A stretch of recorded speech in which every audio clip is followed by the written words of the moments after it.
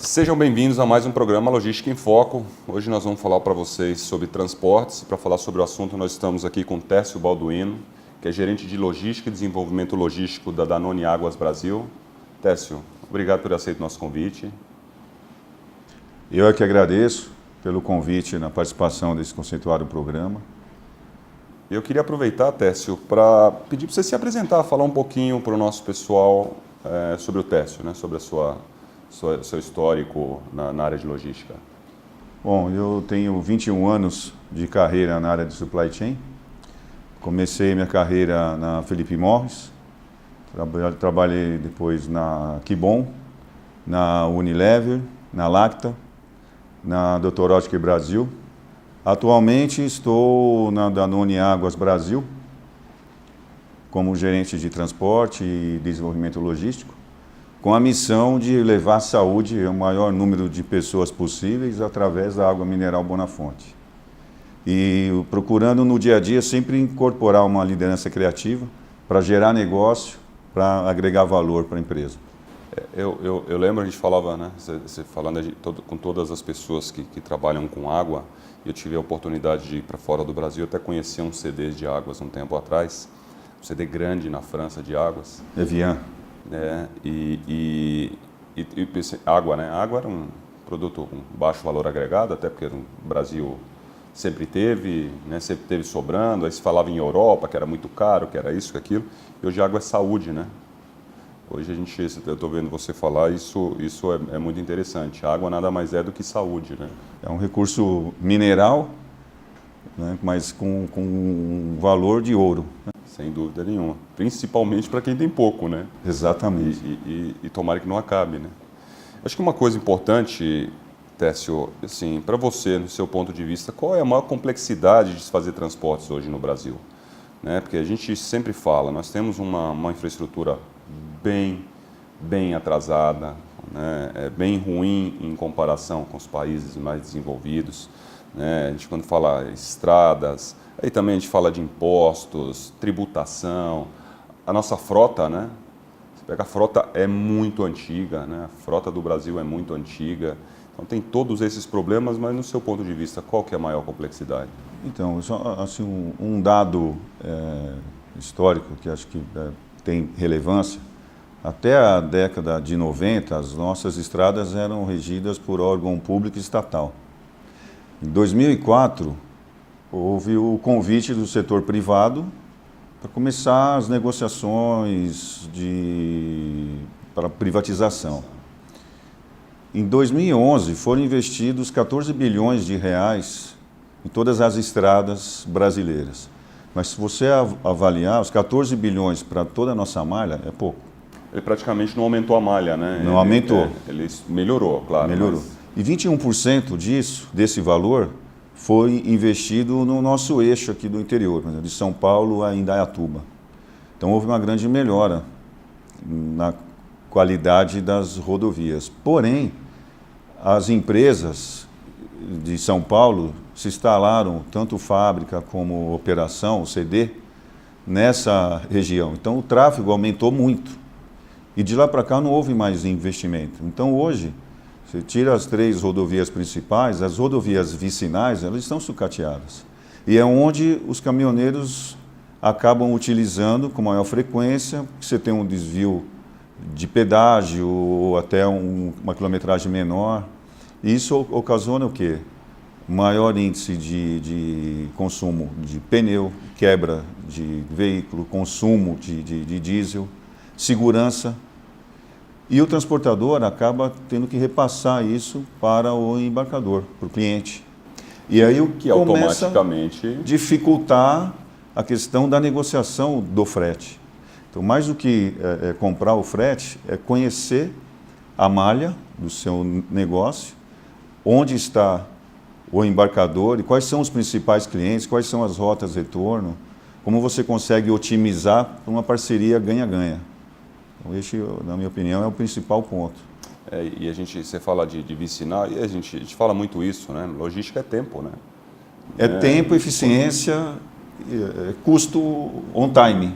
É lógico, você tem que fazer com qualidade, você tem que ter controle, você tem que fazer isso. Mas no final das contas, se você fizer tudo isso, né, quanto menos tempo você faz, quando a gente fala de transportes, né? Quanto menos tempo você faz, mais utilização você tem do caminhão, né? Mais entregas você pode fazer, né? O caminhão ele não fica mais barato, ele fica mais produtivo. Esse é o segredo, esse teria que ser a lógica. Indo para o assunto de entregas, a gente vê que hoje cada vez mais, né, as grandes redes de varejo elas estão cada vez mais fortes, né? Eu lembro quando eu comecei a trabalhar na área de logística, não era nem logística ainda, a gente via que quem tinha poder eram as indústrias. As indústrias tinham o poder de venda, ele escolhia o que vender, ele te dava ou não o crédito dos volumes, não, você pode comprar isso, você não pode comprar aquilo, e agora mudou completamente, são as grandes redes, né? Como é que funcionam esses processos de entrega centralizada nessas grandes redes hoje? Porque quando a gente fala de grupos gigantes aí, como os grandes do mercado, Walmart, Carrefour, Pão de Açúcar, né? Eles têm a logística própria deles e tem entrega loja a loja. Como é que funciona o processo de entrega centralizada, por exemplo? Então, quando você tem um contrato com esse grande cliente e a entrega é loja a loja, isso requer, em São Paulo, por exemplo, que é onde 70% do volume está concentrado, você tem várias restrições de acesso. Você tem área restrita, tem rodízio, muito, né, a logística tem o drop baixo, que aquele determinado veículo consegue entrar naquela determinada região. Então você tem na operação veículos como o VUC com 2 toneladas, leve com 3, toco com 6. Então para loja a loja você tem que ter uma quantidade muito grande de frota. Você tem que ter um dimensionamento de equipe também grande para fazer toda a separação. Você tem um fluxo de documento também muito grande, de emissão de guias, de nota fiscal, de controle. Pós-expedição, você tem que ter um time de monitoramento de entrega para acompanhar todas as entregas para que sejam efetivadas. Por outro lado, essas grandes lojas não têm um investimento na área de recebimento. É muito baixo, então é muito precário. E para otimizar o frete, você tem que sair com ocupação alta, sim, no mínimo de 90%. Então o veículo sai com 2, 3 entregas. Então a questão o custo de ineficiência de o veículo ficar parado numa loja, esperando a primeira entrega, ou a segunda, a terceira ele não faz, gera um custo de diária, de reentrega. E as lojas não são feitas nem para ter estoque, né? Eles não têm nem espaço muitas vezes. Às vezes vai lá entregar, o cara tem que liberar um espaço para ir para a gôndola, às vezes, para fazer uma... O caminhão, às vezes, ele é utilizado como armazém. Ele fica na parte externa, 2, 3 dias, aguardando espaço no drive-in para ser descarregado. Isso gera um custo muito alto. Então, o projeto de centralização é você... Ao invés de você carregar 14 VUCs, você carrega uma carreta com 28 pallets. Então, é proporcional o ganho de eficiência, o tempo, o custo, o monitoramento e o custo de ineficiência que você acaba evitando. Que é gigante. Muito grande. Lembro que a gente falava há muitos anos atrás, quando veio as restrições de São Paulo, né? E com a restrição, simplesmente a gente tirou uma carreta, né, de dentro de São Paulo e colocamos às vezes 10, 15, 20 caminhões no lugar dessa carreta, né? E a gente falou de restrição para melhorar o trânsito, né? Então, às vezes, o poder público ele faz algumas coisas que não faz sentido nenhum, né? Exatamente, ou seja, a questão a facilidade, o ganho para o trânsito em si é factível, entre aspas, porque você tira um veículo grande transitando numa área urbana, faz sentido. Agora, o aumento desses caminhões pequenos acaba sobrepondo, e a equação acaba não fechando da mesma forma. Então, esse projeto de centralização, ele vem na contramão para contribuir com isso. né? Então você tira 14 veículos por um veículo grande. E aí você não tem o acesso até essa área urbana. Você vai até o CD matriz de uma loja grande e ela faz essa distribuição compartilhada com os outros produtos. E ela ali, ela com certeza vai encher o veículo dela no grande centro para levar para a loja. Exato. Né? Pode ser um veículo maior, né? Ela pode encher Exato. um veículo maior. E ela acaba fazendo isso em horário alternativo. O horário noturno, por exemplo, onde o tráfego é menor. Se fossem das empresas, tinham 20 caminhões lá, né? Sendo dela, ela tem um caminhão somente. E né? somente no período da noite. Facilita muito o tracking de acompanhamento e carga e descarga. Tá. Acho que uma coisa interessante, a gente estava até batendo um papo sobre o sistema backhaul, né? Nem todo mundo conhece. Alguns chamam de circuito estático, outros de backhaul. Explica para a gente como funciona esse sistema com as grandes redes implantadas há algum tempo atrás. Anderson, um dado importante é que hoje 43% de toda a frota do Brasil roda ociosa. Ou seja, de algum ponto tem o veículo saindo da base, indo até o ponto de coleta vazio e retornando do ponto de entrega para a base ou para uma outra coleta vazio. E isso gera ineficiência, custo e agressão ao meio ambiente. O backhaul, ele facilita por quê? Porque o grande cliente, ele já tem os produtos no CD e ele sai com o veículo do CD e vai para as lojas para o abastecimento. E ele retorna vazio também.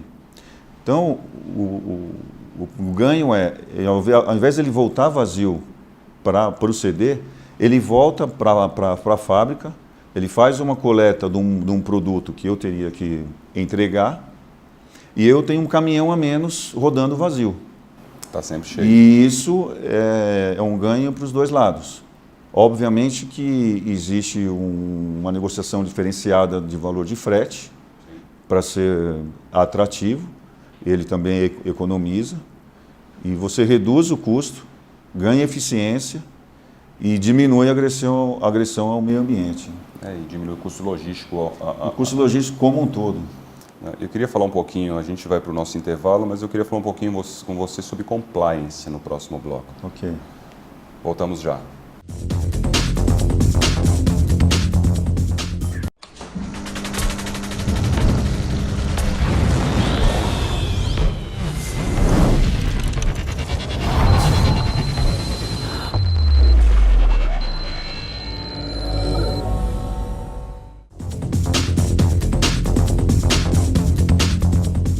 Estamos de volta. Técio, cada dia que passa as empresas falam mais, né, investem mais e desenvolvem mais uma área de compliance nas empresas. A gente chamava, antigamente tinha nomes diferentes e hoje é compliance. Eu queria que você explicasse um pouquinho como é que funciona com vocês a área de compliance, principalmente na área de transportes. Na compliance dentro das empresas já é algo muito bem enraizado hoje, né? Todas as atividades de compra, de aquisições, são regidas por uns códigos de condutas que são executadas pela área de compliance.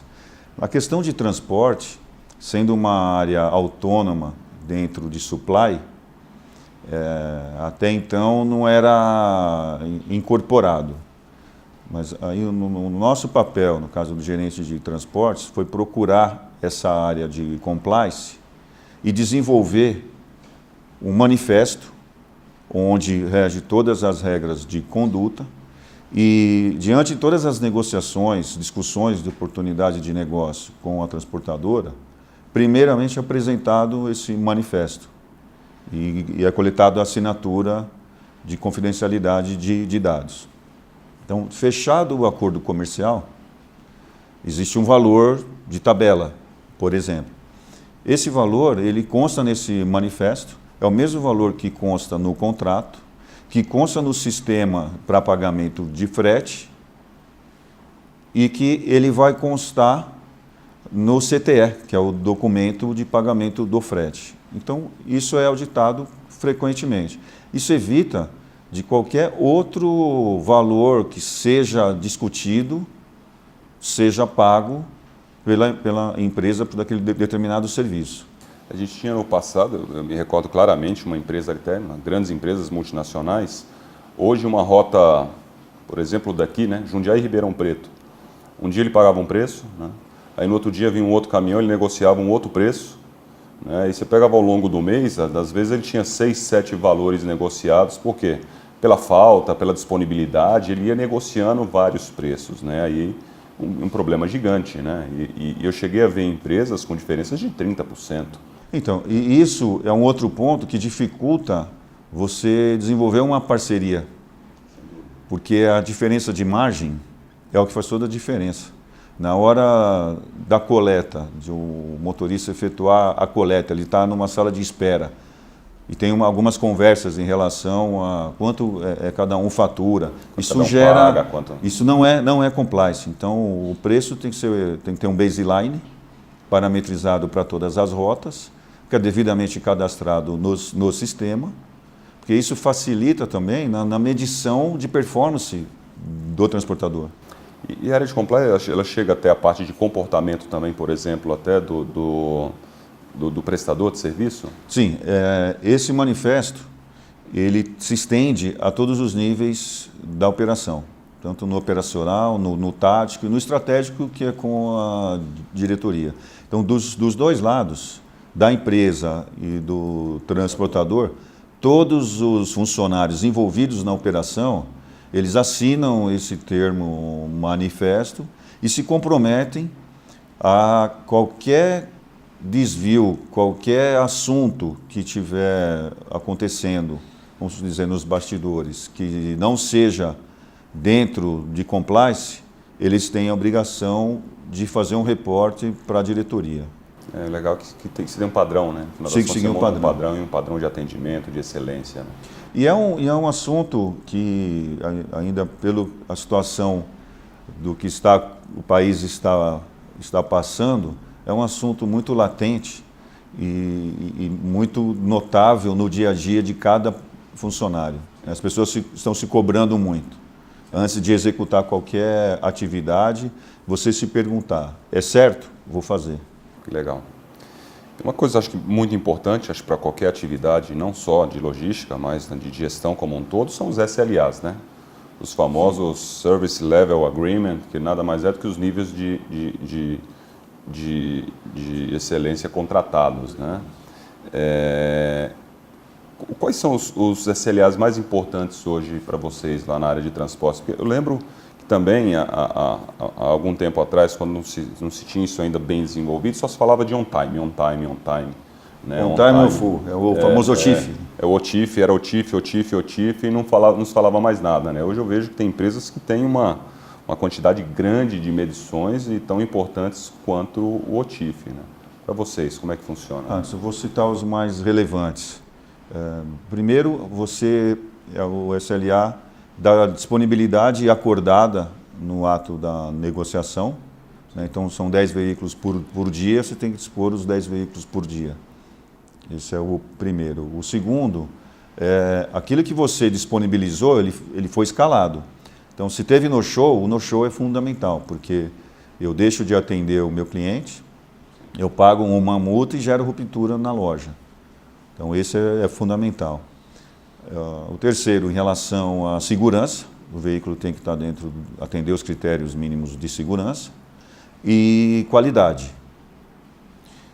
E por último, todos esses fatores, eles são consolidados para avaliar a performance geral da transportadora, que é o que vai ser decisivo para a permanência do mesmo dentro da prestação de serviço, uma pontuação, para que ele venha a reduzir a frota ou aumentar a frota. Eu costumo dizer, até para os funcionários mesmo, que você trabalha para você, a empresa é um instrumento. E para o fornecedor é a mesma coisa.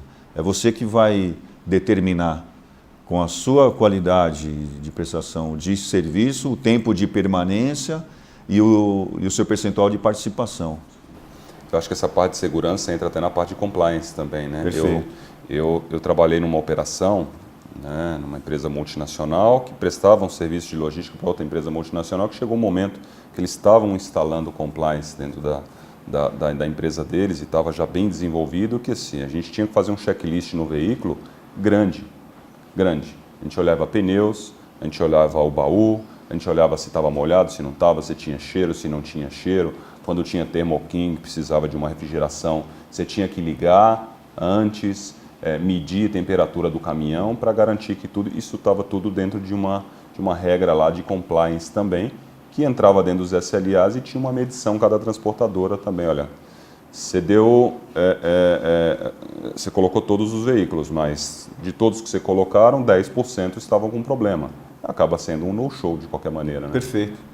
No final das contas, todos esses somados é um no-show. E é onde ocorre você deixar a carga no chão, ter ruptura de produto na sua gôndola. E o pior é que a participação de veículo dentro do negócio, é como nós falamos, um veículo ele não fica mais barato, fica mais produtivo, ou seja, é um veículo improdutivo para a transportadora. Sem dúvida. E aí vamos ao maior problema, né? Das empresas hoje, sazonalidades, né? Que é um grande desafio, na realidade, para todo mundo, né? Quando você falou, trabalhou na Lacta. Quando chega na época de Páscoa, né? Você explode, né? Um volume completamente fora do comum. Né? E eu acho que com águas não tem nada diferente, né? Nada o calor, diferente. Eu acredito que o calor deve ser a grande explosão de volumes. Como se preparar, como planejar, como trabalhar com sazonalidade, por exemplo? E é curioso que quando você faz um trabalho de um PDCA, de uma análise de Ishikawa, por exemplo, existe lá o meio ambiente. E às vezes, em alguns processos, é irrelevante. Nesse caso de sazonalidade, é o mais relevante, de maior impacto. Faltar água no litoral no verão é suicídio, né? Eu lembro na Kibon, que você comentou da Lacta, nós tínhamos estoque, um final de semana com calor, você acabava com estoque de 15 dias. Um final de semana frio, o estoque aumentava 20, 30 dias. Então, o impacto é muito grande. No caso de água, tem a sensibilidade, são dois períodos, né? O semestre do inverno e verão. O que é interessante que nós começamos a desenvolver é você sair de uma operação, de um CD, por exemplo, onde você tem o dimensionamento de equipe fixo, dimensionamento de máquina, aluguel mensal, ou seja, você carrega isso o ano inteiro. Nós começamos a partir para a terceirização, que é onde você consegue flexibilizar a operação de acordo com a sazonalidade. Com momentos específicos, com volumes Porque específicos. O operador logístico ele tem essa flexibilidade de alocar um recurso numa outra operação que naquele momento está com volume alto. E isso, nesse ano, por exemplo, foi bastante promissor, essa mudança de estratégia. E também você passar a ter um percentual da frota dedicada. Porque quando você trabalha só com o spot, na alta você tem aquela disponibilidade contínua. E na baixa você acaba não tendo, e aí os transportadores, os motoristas acabam migrando para outro tipo de negócio. Então acho que é interessante, eu recomendo essa avaliação, tanto na parte de warehouse para migração de terceirização, e na parte de transporte, um percentual de frota dedicada dentro da linha do baseline, daquilo que você utiliza sempre. E também começar a otimizar a frota não só para atendimento a cliente, mas para transferências internas, para coletas de matéria-prima. Técio, obrigado, muito obrigado por ter participado aqui conosco. Eu que agradeço a oportunidade. A informação importantíssima. Espero ter contribuído um pouco para contribuiu os assuntos bastante, logísticos. Sem dúvida nenhuma, e você já está convidado para um próximo programa, com certeza. Obrigado. Estamos finalizando mais um programa Logística em Foco. Lembramos a todos vocês que perderam qualquer um dos nossos programas que você pode checar na nossa página no YouTube ou no Facebook, que é o programa Logística em Foco. Até a próxima.